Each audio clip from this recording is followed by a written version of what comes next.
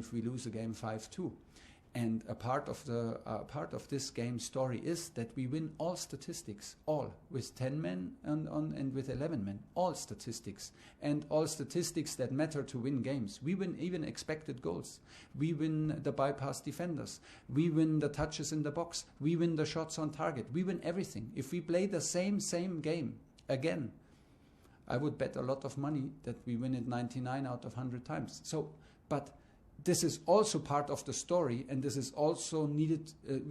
I am courage enough to tell this, but there's a thin line between like just talking about it and feeling like, oh, now we don't want to talk about the bad things. This is not. So there were many points we pointed out, and it was reliable to speak about the fact that we produce some statistics that normally allow us to win this game, but in the last 5 minutes, especially in the first half, we neglected some principles of our defending, and we got punished hard.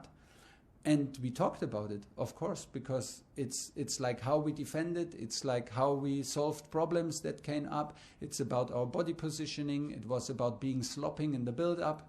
Of course we talked about this because it created yellow cards, it created a red card, and it costed us a lot. It costed us maybe 3 points. They were almost in our pocket after after we were 1-0 up. Jerry Cox. Hello, Thomas. Yeah, hello. Porto were magnificent in Juventus when they won there, but now they're without their 2 top scorers through suspension. Yeah. Tomorrow's game. Is it important to capitalise on that in that first game tomorrow before those players return? And also, can I just add, is Oli Giroud in the running, because he's obviously got a great record in the Champions League so far this season? Yeah, he's in the running, he's in the squad, and he is absolutely excited to return to Sevilla and to play there, so it gives him a good feeling. He's very strong for us in Champions League. He has history in Sevilla with scoring many goals in this campaign. So yeah, obviously he's in the running. The first question, we had a almost similar situation against Atletico, then with Trippier and Carrasco and Jimenez coming back in the second game, and we won the second game 2-0. So this cannot be the approach. We know that the 2 important guys are missing, but we will never approach a team like, okay, these are missing now. Now we have to decide this match. A quarter-final in Champions League. This means that you play 4 halves and 4 times 45 minutes minimum of high level football. That means we need to be fully focused. We need to be absolutely self-aware of our strengths. We did already prepare some offensive movements, some patterns from us where we want to go back and which we want to refine after our game on Saturday, and after the big break and national break we want to refine our rhythm. So the challenge is to be totally focused on our strengths and to play an intensive game and to narrow the focus down on 45 minutes and another 45 minutes. And then we will see what result we get, and then we will see how we deal with it in the second leg. I'm super happy because today is the first time everybody's back in training. So this is what you want. We will have some major decisions to take, and I have the feeling that we're absolutely ready for tomorrow's game. Tom Body. Hi, Thomas. Hi. You said about the situation with Kepa and Rudiger that it wasn't serious and that it's unusual but can happen. I just wondered, the fact the information got out there, does that come as more of a concern to you than the actual incident itself, that information got out? Well, don't get me wrong, it was serious. It was nothing we can just... sometimes you have little situations where you maybe look away or where you let them sort things out alone. This was not the case. We needed to interfere.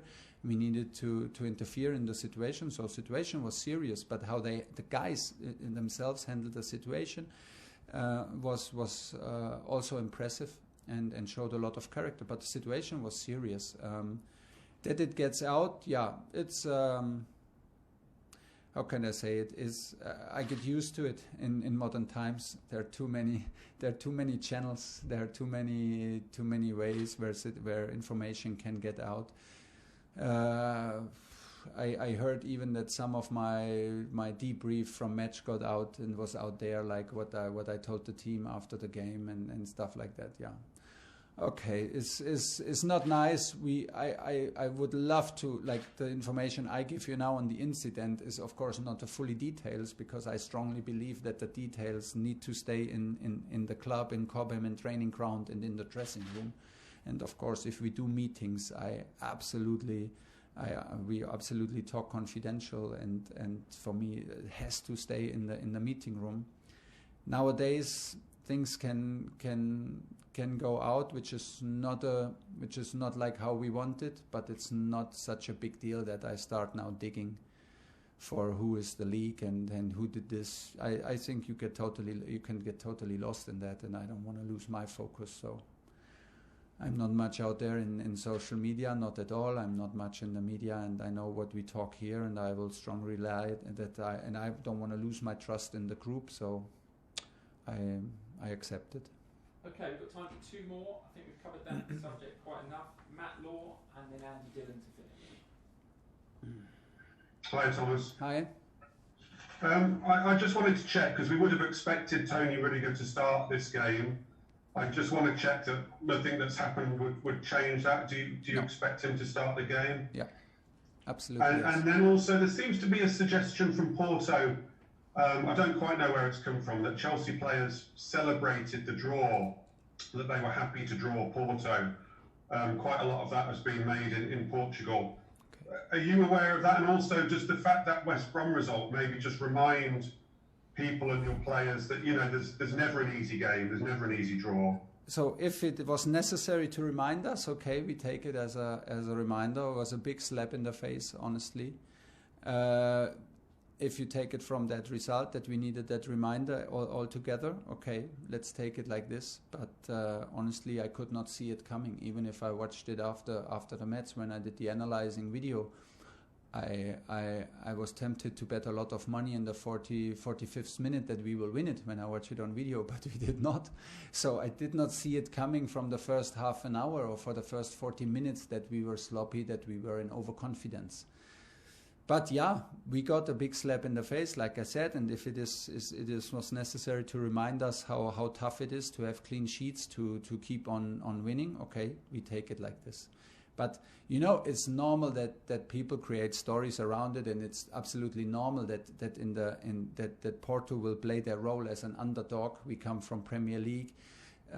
They play in the Portuguese league. Obviously, they are a strong team. They're a very strong team in Champions League. How we will celebrate? How should we celebrate it? We respect any team. We come from a competition where you can obviously lose. We are able to lose against the 19s in the fixture 5-2. So we are the ones who know how humble we approach every game, and we prepare 100% professional and humble and down to earth every match. We play quarterfinal in Champions League.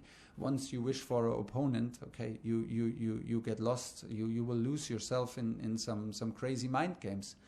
So this is it. We have the strong feeling that we are strong enough to overcome Porto. I have the feeling that it will be a tough match, because I expect nothing else than the best Porto, a very experienced side in this competition. Champions for many years, and in Portugal, so this shapes a certain mentality. And still, I just can repeat, we are confident enough that we are strong enough, and we believe in ourselves to overcome this round, and we play clearly to make it to the semi-final. Last question for Thomas, Andy Dillon. Hi, Thomas. Hi. You've spoken a lot. It obviously seems, that there has been some tension in the camp following the result among the players. So yeah. I'm just wondering about your feelings, how you were on Saturday night, Sunday, and coming in today and last few days, how you've felt. I mean, especially that Chelsea are now out of the top four as a result of that defeat, and also what you've learned maybe about Chelsea and English football, or about yourself and what you need to do at Chelsea. Well, we need to win games. That was clear all the time, and we will never accept for ourselves a day where we concede 5 goals at home. I thought where we were one man down. This is something we will never accept for ourselves. I had the feeling that the players are very hard on themselves to accept it. For me, it was super hard to accept it because I have also high demands from myself and the results from the teams that I coach. So this, like I said, was a big slap in the face. But it is my job as a coach to not get lost in